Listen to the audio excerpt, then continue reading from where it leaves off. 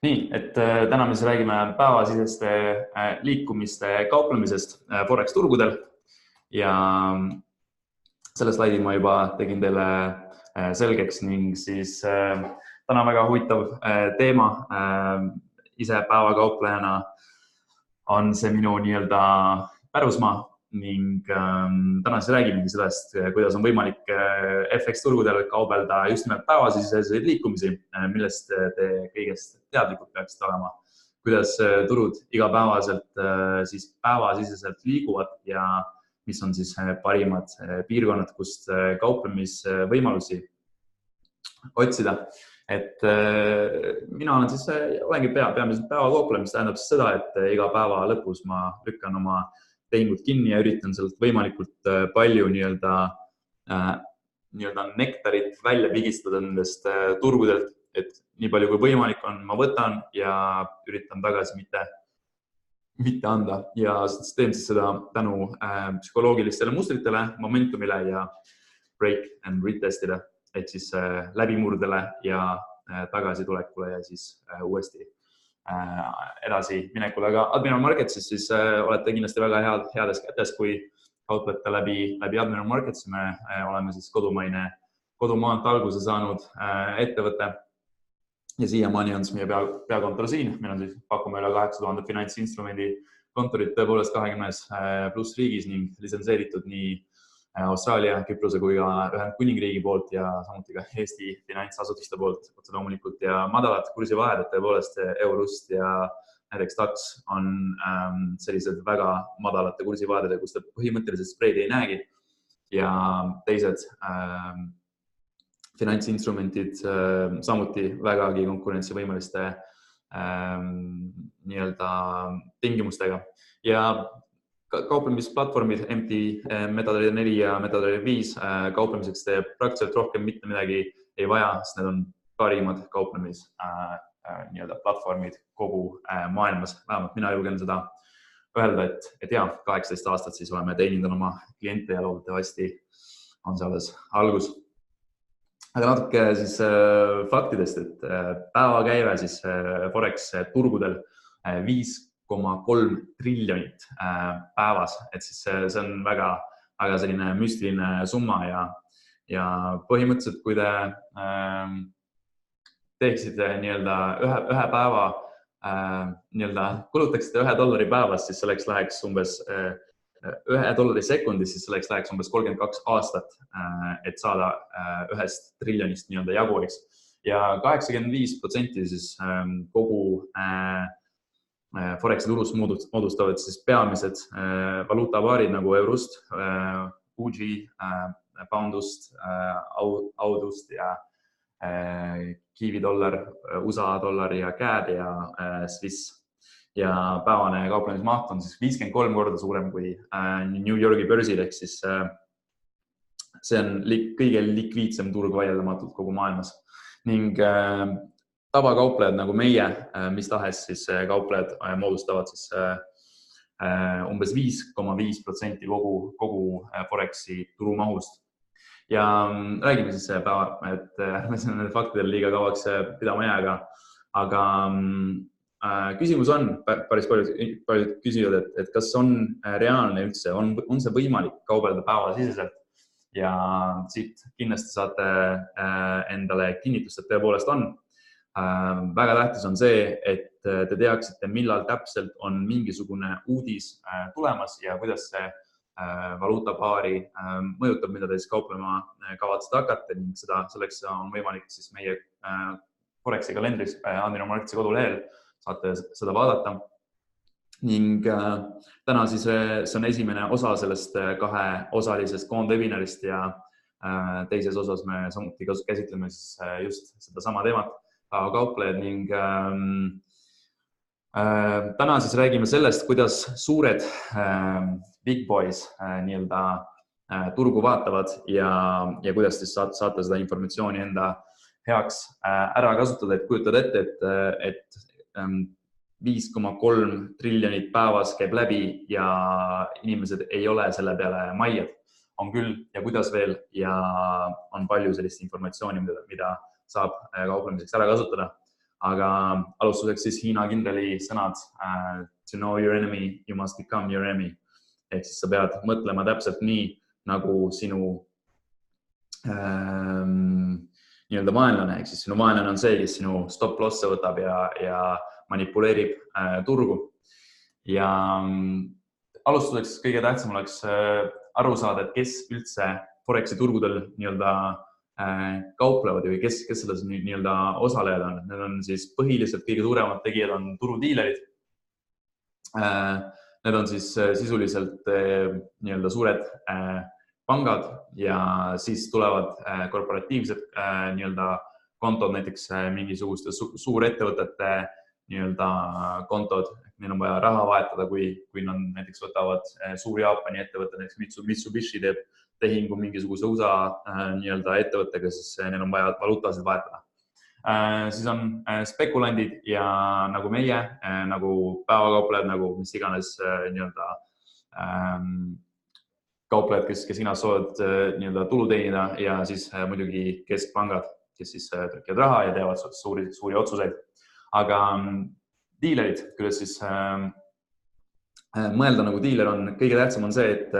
et kogu see informatsioon, mis selle nii-öelda hinna liikumise taga on, et see on kuskil nii-öelda kirjas, et see on kuskil süsteemis, käib see kogu see asi läbi, et iga selle nii-öelda hinna üles või alla kõikumisel tehakse tehinguid ja see ongi vastavalt siis nõudluse ja pakkumise nii-öelda graafik põhimõtteliselt, mida meile näidatakse. Ja mis see siis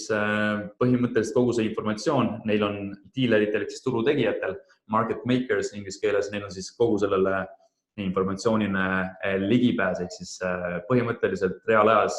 kõikide klientide positsioonid, kui palju on hetkel avatud positsioone, mis on nii-öelda tehingute suurus, kus kohas need profit ja take stop lossid on. Neil on arusaam eriti suurtest tehingutest ja samuti nende asukohtadest ja stoppide suurusest. Põhimõtteliselt on kogu see nii-öelda nupuvajutus, mis me teeme ja kõik meie stop lossid on informatsioon ja see on kellegile nii-öelda kuskil on saadaval, eks ju. Kõlab nagu loogiliselt, et see ei ole, et kellegile on sellele nii-öelda ligipääs. Tavakauplejatel seda nii-öelda kindlasti ei ole, aga sellel on võimalik ligi pääseda, kuna see kõik kogu andmete kogum nii-öelda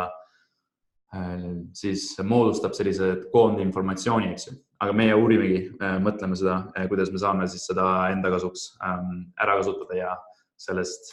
kasu lõigata. Et diileri moto, mis nad saavad aru, et turg liigub harva ainult ühes suunas ja päevasisene turg sisuliselt konsolideerub 80% ajast, ehk siis ta ei käi ainult ühes suunas impulsiivselt. See on see, nii-öelda, millest ma olen varem ka siin webinaril rääkinud, et see 20% ajast on siis see hetk, millest me iga kaupleja unistab nii-öelda osa saada, aga sellest ei ole võimalik osa saada, kui sa ei ole iga päev nii-öelda valvel ja nii-öelda you cannot get lucky if you're not out there. Ehk siis me peame iga päev tagasi tulema ja siis vaatama, kuidas see turg liigub. Et näiteks eile oli väga ilus impulsiivne nii-öelda liikumine eurosti pealt näiteks. Aga selliseid impulsiivseid liikumisi ongi võib-olla 20% ajast, võib-olla isegi vähem. Aga kui sa ei näe seda ja ei ole kohal, siis sa ei saa sellest osa. Aga diiler saab siis aru ka sellest, et pärast uudiseid või andmete avaldamist hind, esimene nii-öelda see spike või esimene nii-öelda liikumine on alati vale häire ja sellele tasub nii-öelda vastu kaubelda, sest et see on selline ühine nii-öelda kollektiivne teadmine neil. Ja diilerid siis kauplevad alati trendi vastu, et neil on sellised vahendid, millega nad suudavad siis turgu reaalselt liigutada. Et kui sa tahad olla diiler, siis mõtle, kuidas mõtleb tavakaupleja ja kauple sellele põhimõtteliselt vastu. Et diiler siis saab aru, et meie mõtleme siis, et kui me lühiajaliselt kaupleme, siis seal on need sisulised liikumised, mida saab ära kasutada ja diilerid siis tegelikult just keskenduvadki siis pöördpunktidele ehk siis näiteks nii-öelda topeltpõhjadele ja topelttippudele, millest me kohe nii-öelda strateegias ka räägime. Aga ja, nemad siis nii-öelda pikaajalised kauplejad sellest ei ole nii-öelda mõjutatud, aga päevakauplejatele on see informatsioon väga, väga tähtis ja me peame aru saama, et diilerid saavad raha teha ainult siis, kui meie anname neile võimaluse, ehk siis, kui nad võtavad meie stop-lossid ära ja nad toovad hinna siis alati sinna, kus on kõige suurem arv tellimusi ja te võite oletada, kus kohtades need nii-öelda tellimused asuvad, on siis need kohad, kus kohas tavaliste kauplejate stop-lossid asuvad, et tavaliselt hästi lihtsalt öeldes inimene mõtleb, et ta paneb oma stop-lossi sinna eelmise tipu taha peitu, aga seda teabki siis see nii-öelda market maker ja paneb oma nii-öelda tellimuse, ta tõstab selle hinna sinna ja siis, kui ta on nii-öelda läbistanud selle eelmise näiteks tipu või kõige loogilisema koha, kus kohas need stop-lossid on, siis ta pärast seda alles hakkab liigutama turgu selles suunas, kuhu me algselt oleks tahtnud, eks ju. Et on tähtis aru saada seda, et turud ikka veel tõepoolest on kaubeldavad inimeste poolt, mitte suures osas muidugi ka robotite poolt, aga need põhilised turu liigutajad on ikkagi inimesed ja inimestel psühholoogia toimub siis ümardatud numbri. Põhimõtteliselt on Forexi tegemine samamoodi nagu business, et äris, et me tahame saada võimalikult head hinda ja kõige võimalikult nagu parimat hinda igatepidi, kas kui me müüme või siis me ostame, eks ju, et põhimõtteliselt seda tuleb arvestada ja tipud ja madalikud, double bottoms, double tops, need on siis päeva kauplejate nii-öelda bread and butter, et neid me siis täpsemalt nii-öelda käsitlemegi. Ja jah, nagu ma ütlesingi, siis miks need tipud ja madalad siis on väga hästi kaubeldavad, ongi sellest, seal on palju stoppe. Meil on vaja likviidsust, suurtel nii-öelda turutegijatel on vaja likviidsust, et ühes või teises suunas liikuda. Et need on siis need kohad, mis on atraktiivsed ja pakuvad võimalusi siis pöördumisteks, sest et see hinna pöördumise nii-öelda võim ongi nende turudiilerite käes, et meie see 5,5% sellest rahvast turgu nii-öelda ei mõjuta, eks ju, et mis võid sa seal isegi paarkümmend miljonit teha tehingu, aga ega turg sellest suurt ei muutu. Ja vaatame siis lähemalt, kus see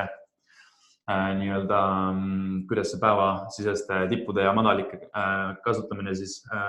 käib. Et meil on siis näiteks Ust-Lissi nii-öelda 5 minuti graafik, me näeme, et siin üleval on ilusti selline nii-öelda vastupanu takistuse nii-öelda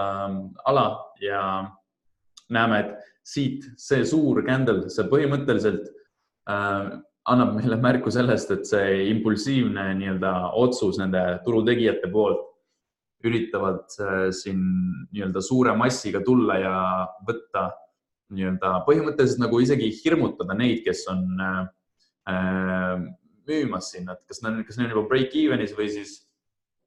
on nende stopid siin kuskil selle üleval, et kui nad, see küünald on nii impulsiivne ja nii kiiresti võib seal käia, et see võib paari minutiga siia tegelikult üles tulla ja keegi ei aima seda ette.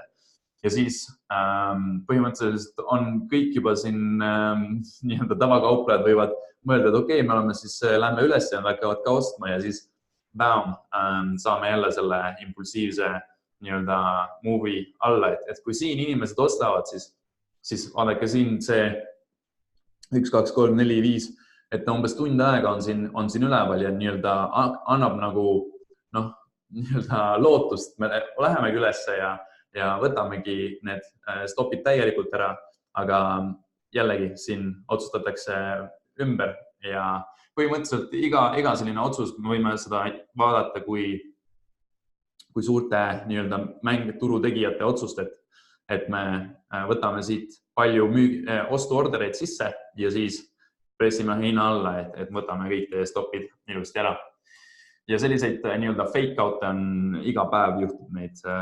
nii-öelda väga palju, et peab väga ettevaatlik olema. Ja jällegi vaatame siin eurust 15 minuti graafikut, et jällegi siin see tipp tuli siis vastu nii-öelda toetustasemeks. Siin me jällegi see eelmine madalik, siit me saime ilusa impulssi ülesse. Kui me seda nii-öelda hinda vaatame, siis siin oleks saanud ilusti müüa ja peame siis aru saama, et need päevasisesed liikumised, kui eriti arvates seda, et 80% ajast on market turg konsolideerimises, siis ei tasu lootma jääda, et nüüd on see nii-öelda tehing, mis nüüd läheb ja läheb ja läheb, eks ju. Peate meeles pidama, et 80% ajast turg ei liigu impulsiivselt, vaid ta käib üles ja alla ja otsib enda nii-öelda seda suunda või kogub neid nii-öelda orderid. Ja pound JPY siis 15 minutiti graafikul jällegi selline nii-öelda, ma ütleks, on siis konsolideerimisboks, et kast, et siit võib, siin tuleb üles alla, põrkab,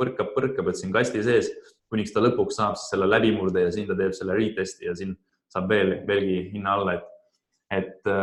sellistest nii-öelda tippudest siit võib müüa, sest isegi kui hind tuleb siia üles, siis suure tõenäosusega ta tuleb ja teeb retesti ja siis ta läheb üles ja siis sellisel juhul sa saad lihtsalt break-even'ist seda võtta.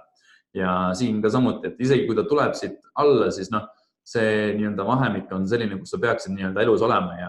ja siit, kui ta tuleb isegi siia üles, siis ongi ilus trade, see on juba fantastiline nii-öelda tehing.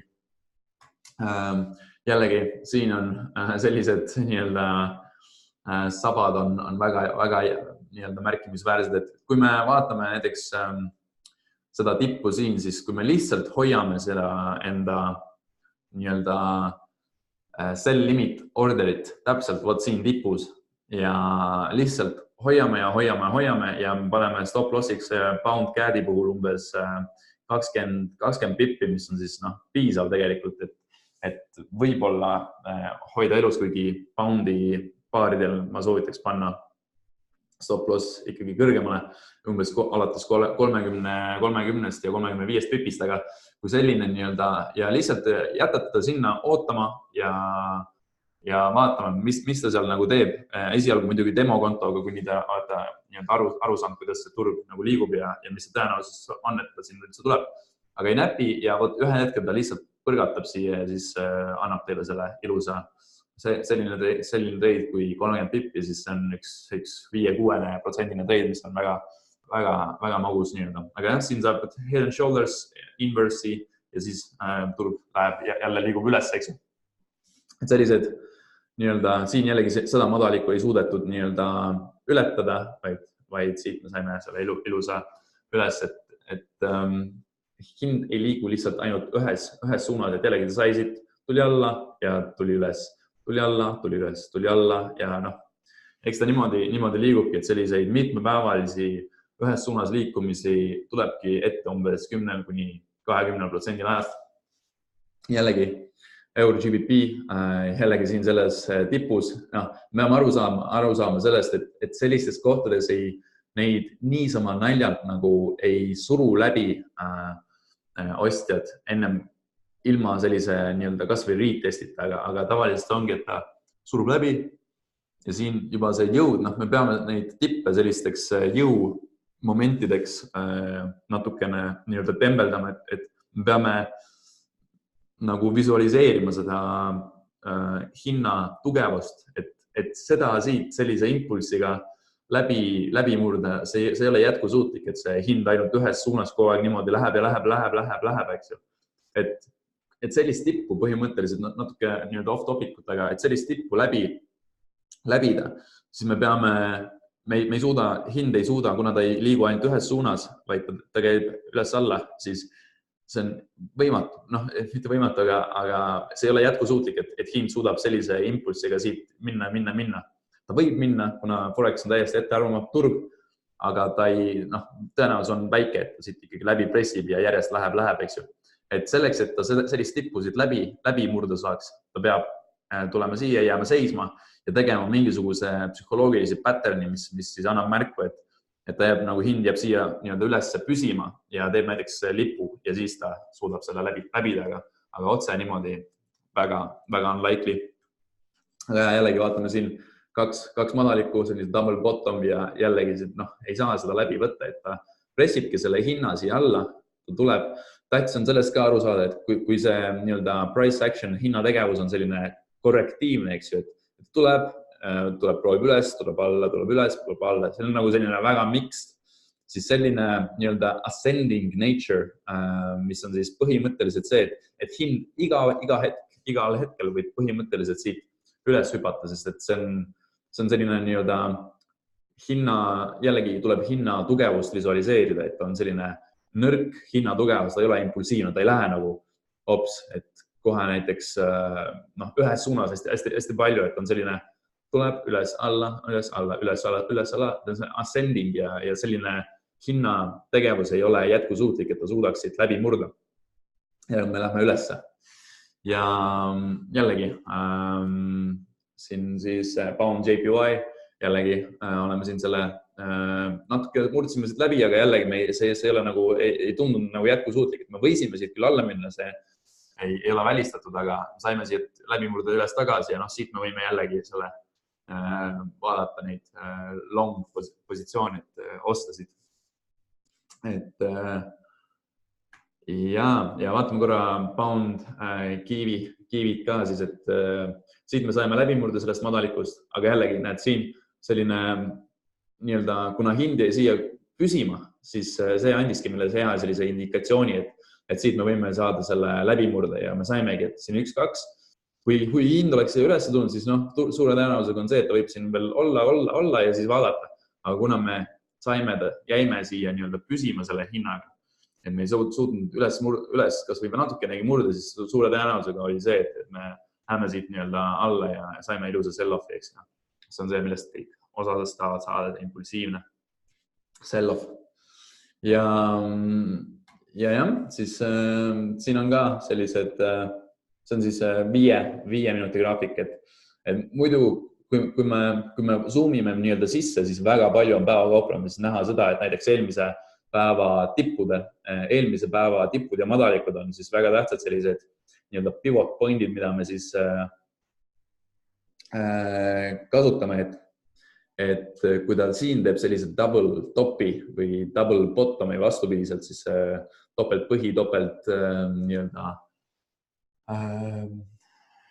topelt madalik, siis sellistes kohtades need on väga sellise suure tõenäosusega, sest et tihtipeale need suured poisid, nad teevadki, nad nii-öelda isegi natuke mulle tundub, et kollektiivselt lausa nad teavad sellist väikest Foreksi turgude saladust, et kui eelmise päeva või üle-eelmise päeva nii-öelda tipus või madalikus tekib selline madala väikse timeframe'i graafikule, siis selline double top või double bottom, siis sealt on väga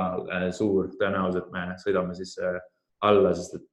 eelmise päeva tippe või madalikke on raske nii-öelda koheselt siis läbida. Ja seda tulebki siis nii-öelda meeles pidada, et turud on väga suures ulatuses enamjaolt konsolideerumas. Nad ei tee mitte midagi peale ühest nii-öelda otsast tagasipõrkumise teise ning kui hind jõuab kas siis tipp või madal punkti, nad on siis põhimõtteliselt sellised nagu mõelge Forexist nagu oma ärist, et te tahate saada kõige paremat hinda ja kõige parem hind on siis kas nii-öelda tipus või madalas, eks ju, et ei taha seal keskel nii-öelda olla involved ehk siis